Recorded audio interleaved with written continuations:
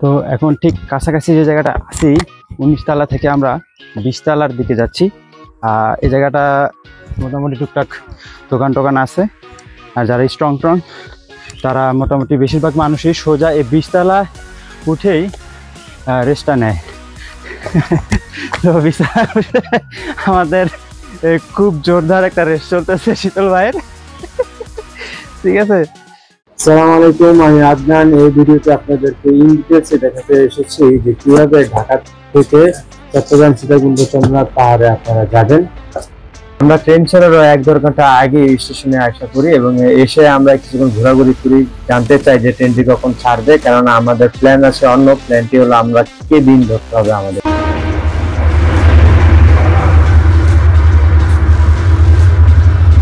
তারপর আমরা তো নিয়ে ফেললাম একটা কেবিন, দেখা যাক কেবিনটা কোন সিট।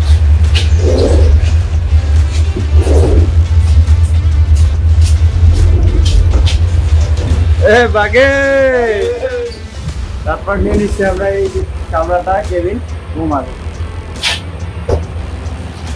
এখানেই থাকবো আমরা আজকের রাত্রিটা।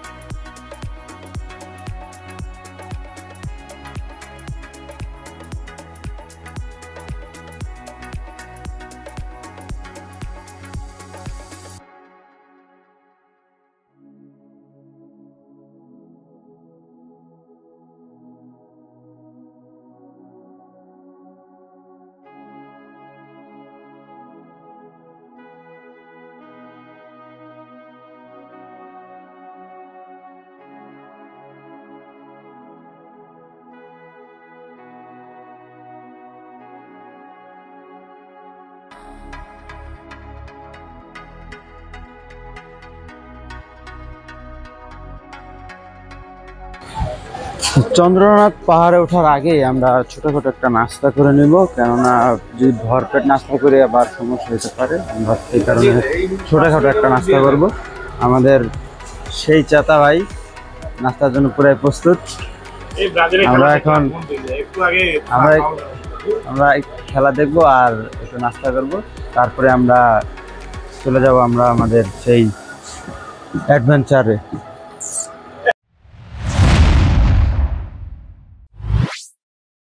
হ্যালো গাইস, সবাইকে স্বাগতম আদনানের চলায়। আর আদনানের চলায় আজকে আছেন আমার সাথে one day specialist tourist Rimon ভাইয়া আর শ্রীমঙ্গল স্পেশালিস্ট ট্যুরিস্ট শীতল ভাইয়া।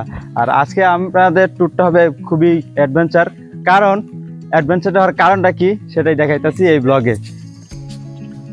আমরা এখন আছি চন্দ্রনাথ পাহাড়ে, আর এই পাহাড়টাই হলো গিয়া খুবই চ্যালেঞ্জিং মূলক একটি।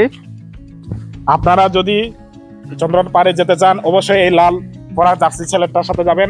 উনি জাস্টিফিকেশন সেন্ড করে ট্রেকিং শট সব সামলায়। আর একটা ইনফরমেশন দিয়ে রাখি, এখানে দুইটা পথ, আপনার এই বাম সাইডের পথটা দিয়ে যেতে হবে। তো আমরা এখন মাত্র শুরু করলাম। আমাদের এখান থেকে দেখা যেতেছে যে ওই যে হলো মন্দিরটা, এখান থেকে স্পষ্ট দেখা যেতেছে কিনা জানি না, আমাদের ওইখানটায় উঠতে হবে। তো আমরা মাত্র এক ধাপ সিঁড়ি পার হয়ে উপরে উঠলাম।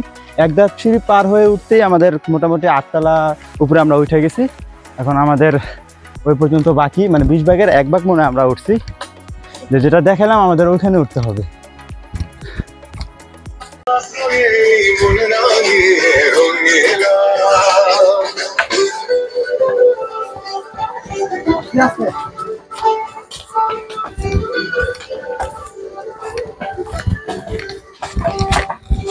দারুণ দারুণ।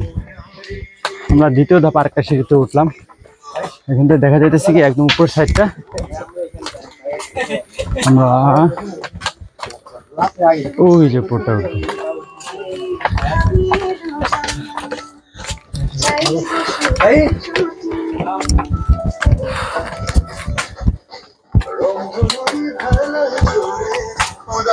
তো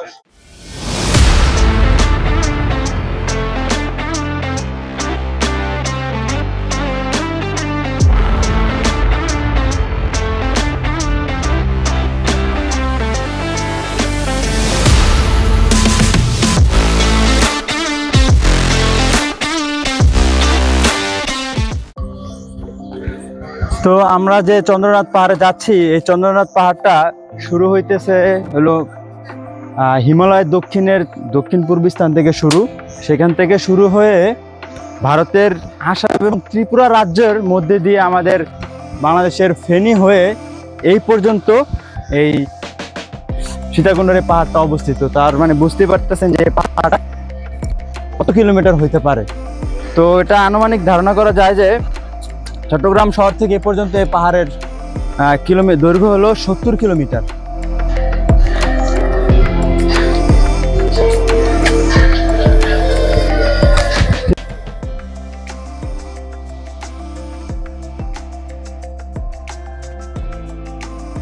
মারাত্মক একটা ভিউ, এটা হলো ভিউর একটা প্লেস।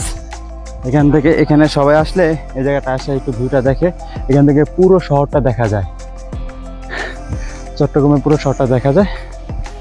তারপরে এখানে আমরা উঠবো এই যে এখানটায়।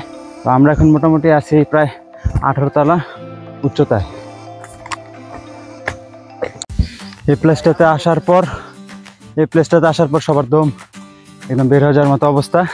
ঠিক জানার উপরেই এখান থেকে আসলে শুরুটা হয়েছে, একদম খাড়া পথ, সিঁড়িগুলা দিক থেকে মূলত মানে একদম উঁচু উঁচু করে শুরু। এর আগ পর্যন্ত তো মোটামুটি মানে সমতলভাবে হয়েছে, কিন্তু এখান থেকেই শুরু হয়েছে একদম খাড়া খাড়া হয়ে উঁচু করে। আমাদের রিমন ভাই খুবই স্ট্রং, যার কারণে উনি মানসিক এবং শারীরিকভাবে খুবই স্ট্রং। ওনার স্ট্রংয়ের দেখে আমরাও স্ট্রং হয়ে আগাইতেছি। কি রিমন ভাইয়া, ঠিক আছে, অলওয়েজ ওয়েল আর বলা দরকার নাই, বলবেন ও লে লে লে।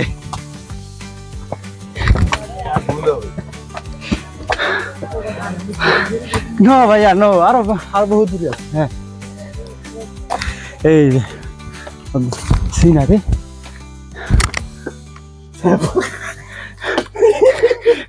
আমাদের শীতল ভাইয়ের অবস্থা হার মানে নাই, সে এখনো হ্যাঁ কেবল 30 তলায় উঠেই আমাদের শীতল ভাইয়ের এখনো হার মানে নেই। তো এখন আমাদের 70 তলা বাকি আছে। তো দেখা যাক আর 20 তলার উপরে উঠে আমাদের শীতল ভাইয়ের কি অবস্থা, আমাদের কি অবস্থা হয়।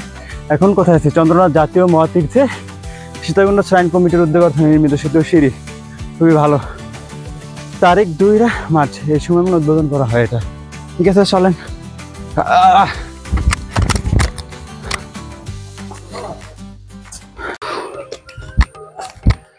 তো এখন ঠিক কাছাকাছি যে জায়গাটা আছি 19 তলা থেকে আমরা 20 তলার দিকে যাচ্ছি। এই জায়গাটা মোটামুটি টুকটাক দোকান টোকান আছে, আর যারা স্ট্রং তারা মোটামুটি বেশিরভাগ মানুষই সোজা এই 20 তলা উঠেই রেস্টটা নেয়। তো 20 তলা আমাদের খুব জোরদার একটা রেস্ট চলতেছে শীতল ভাইয়ের। ঠিক আছে, তো এখন আমাদের একটু নাস্তা শরবত ব্রেক, কেননা শীতল ভাইকে তো বাঁচাতে হবে। শীতল ভাইকে বাঁচাতে আমরা আমাদের এই প্রসেসটা চলতেছে যে ওর স্যালাইন খেয়ে ফ্রেশ হয়ে শীতল ভাইকে যেভাবে পারি উদ্ধার করে আমরা 30 তলা থেকে 50 তলায় নিয়ে যাব। তারপর যদি না পারি আর কিছু করার নাই, তা এখন আমরা 20-50 তলায় রেখে ওনাকে যাবো।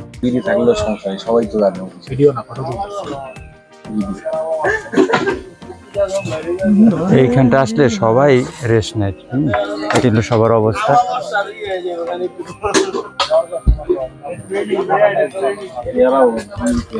তো আমরাও খানিকটা 10-15-20 মিনিটের মতো রেস্ট নিয়েছি। এখানে আসলে রেস্ট নেয় না এমন কেউ নাই। এই জায়গাটাই মোটামুটি মানে উপলব্ধি করা যায় যে কষ্টটা কিরকম। তো আমরা প্রায় 40% উঠতে পারছি, এখন 60% বাকি আছে। এখানে আলহামদুলিল্লাহ যারা আছে সবাই ঠিক আছে, উঠতে পারবে এরকম একটা অবস্থা। তো দেখা যাক আর কতদূর যাইতে পারি আমরা।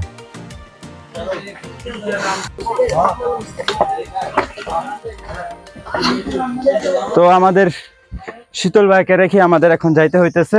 শীতল ভাই এখানেই শেষ। শীতল ভাইয়ের দৌড় 20 তলায় এসে প্রায় 40% মনে আমরা আসছি, আর 60% আমাদের যেতে হবে শীতল ভাইকে রেখেই। শীতল ভাই শেষ। এই যে হলো আমাদের রিমন ভাইয়ের সামনেই, তার সামনাসামনি আমি যাচ্ছি।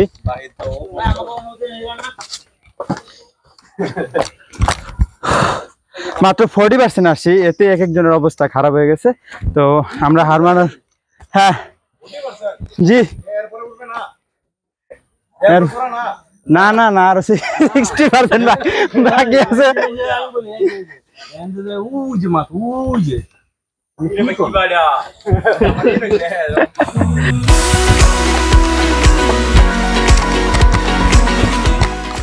শীতল ভাইকে হার মানিয়ে আমরা 40% শেষে 45% আসলাম।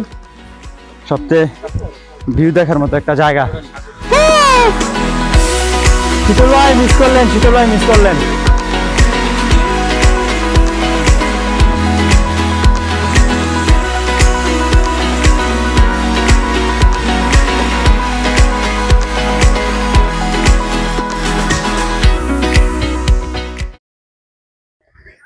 এখান থেকে দেখা যাচ্ছে পুরো চট্টগ্রামের সমুদ্রটা, ওই যে ছোটখাটো জাহাজ বলা যায়। এখন যে জায়গাটা আছি এটা হলো এই চট্টগ্রামের সর্বোচ্চ উঁচু স্থানে আছি আমরা। এখান থেকে পুরো চট্টগ্রাম ভিউটা দেখা যায়। এই যে আমরা মোটামুটি কাছে এসে পড়ছি। এই যে সে হলো চন্দ্রনাথ মন্দির। আমাদের কি এটাতে উঠতেই হবে? কি এক ভয়ঙ্কর অবস্থা। হ্যাঁ, এইখানটা আসলে এই পর্যন্ত হয়তো বা তারা নিয়ে আসা দায়িত্ব, কিন্তু এরপর আর তাকে নিয়ে আসা সম্ভব ছিল না। এটা মনে হইতেছে যে এখন পর্যন্ত যতটুকু উঠছি এগুলোর ভিতর থেকে সব থেকে কঠিন। তো কঠিনতম জায়গায় আমরা এখন আছি, পুরাই চ্যালেঞ্জমূলক একটা জায়গায়। এমন একটা জায়গা আছে যে জায়গায় আমাদের রিমন ভাই পর্যন্ত এভাবে রেস্ট নেওয়া লাগতেছে। তাহলে বুঝতে পারেন যে এই জায়গাটার কি অবস্থা হইতে পারে। একদম একদম খারাপ এই জায়গাটা। ও আর বেশি দূর নাই, ঠিক অল্প কিছুক্ষণের পরেই আমরা যাইতে পারবো। আনুমানিক আরো 14 থেকে 15 তলার মতো আছে। তো এটার পরে মনে হয় না এতে কঠিন রাস্তা আর আসবে, হয়তো বা মোবাইলে। আচ্ছা, আমরা টোটাল 160 তলার মতো উঠবো এখন খুব সম্ভবত। তাহলে 100 তলার মতো কি আসছি? আরো বেশি আসছি আমরা। আসলে খুব খুব খুব এনার্জি লাগে এখানে আসতে। যেরকম মানসিক এনার্জি লাগে সেরকম শারীরিক এনার্জিও লাগে। শুধু মানসিক এনার্জি দিয়ে এখানে আসা যায় না, শারীরিকটাও লাগে। চিকন দেখে মনে হইতেছে যে এর আবার শারীরিক কি শক্তি। চিকন হয়তো আরো বেশি সুবিধা। এখানে যে কয়জন যারা 20 তলা বাজার উপর থেকেই টান যে আমি আর উঠতে পারবো না, এই বেশিরভাগ লোকগুলাই হলো গিয়া স্বাস্থ্যবান। তো চিকনদের জন্য এটা একটা অ্যাডভান্টেজ। চিকনদের জন্য এটা খুবই একটা অ্যাডভান্টেজ যে আমরা ওই পরিমাণ আমাদের কষ্ট হয় না, আমরা পারি। তো মানসিক শক্তিটা থাকলেই হয়, আর শারীরিক শক্তি ইনশাল্লাহ আছে। তো আপনারা চেষ্টা করবেন দুইটা শক্তি নিয়ে আসতে। কারণ আমাদের যে সিলেটের যে বিখ্যাত কুখ্যাত ট্যুরিস্ট শীতল ভাই বাজার পর্যন্ত আসে সেই ডান, তো বাজার পর্যন্ত ডান হলে হবে না, আমাদের আরো যাইতে হবে। তো ফাইনালি আমরা চন্দ্রনাথ পাহাড়, কি ভাইয়া একদম শেষমেশ আমরা 3 জন মিলে উঠতে পারছি সেই চন্দ্রনাথ পাহাড়ে। কি অবস্থা ভাইয়া, কেমন ফিলিং হচ্ছে? আশেপাশে বাহাদুর ভাই নাই তো ব্যাপার না, পরের বার আসবেন। এই যে আপাতত দেখে নেন। তো জাস্ট এটা সেইরকম একটা ফিল যে একদম উচ্চতম স্থানে আসতে পারছি আমরা। আমাদের যেখানে আসার কথা ছিল সেখানে আমরা আসতে পারছি, সেই একটা অনুভূতি। এই হলো পাহাড়ের একদম সর্বোচ্চ জায়গা। তো এখানে ধ্যানে বসছে, যদিও এই কারণে আস্তে কথা বলতে হবে। তো চন্দ্রনাথ পাহাড়ের চন্দ্রনাথ মন্দিরের ঠিক এই জায়গাটা হলো যাকে বলা হয় যে ব্যাকগ্রাউন্ড মেঘ, এখানে আশেপাশে যতটুকু দেখতে পারবেন এখন তো প্রচুর রোদ, তো মোটামুটি শীতের দিন আসলে আপনারা দেখতে পারবেন যে ব্যাকগ্রাউন্ডটা হলো মেঘের ব্যাকগ্রাউন্ড, যেটা বলা হয় আর কি সব। তো এখন আমি আছি সেই মেঘের ব্যাকগ্রাউন্ডে, খুব রোদের ভিতরে দেখবেন যে ওই দূরবর্তী স্থানে একটু সাদা হয়ে আছে। এই সাদা হওয়ার ব্যাপারটা হলো মেঘ। আমরা মেঘেরও উপরে আছি, দারুণ একটা ব্যাপার। তাই আমাদের মনে হয় নামার স্থানটা এই দিক দিয়ে নামতে হবে। তো ফাইনালি ডান আমাদের চন্দ্রনাথ পাহাড়, যেটা দেখার ইচ্ছা ছিল। আবার এরপর আমরা যাব খোয়াছড়া ঝর্ণা। এখানে অনেক ঝর্ণা আছে, ঝর্ণার রাজ্য বলা হইতে পারে এখানে। সপ্তদশ ঝর্ণা, খোয়াছড়া ঝর্ণা, 7 থেকে 8টা ঝর্ণা এখানে আছে। আমাদের চন্দ্রনাথ পাহাড়টা শেষ করে এখন আমরা যাব হলো গিয়ে খোয়াছড়া ঝর্ণা, সপ্তচর ঝর্ণা, এই ধরনের ঝর্ণা যাব। তারপরে যাব আমরা বিচে। দেখা হবে নেক্সট ভিডিওতে, নেক্সট জায়গায়।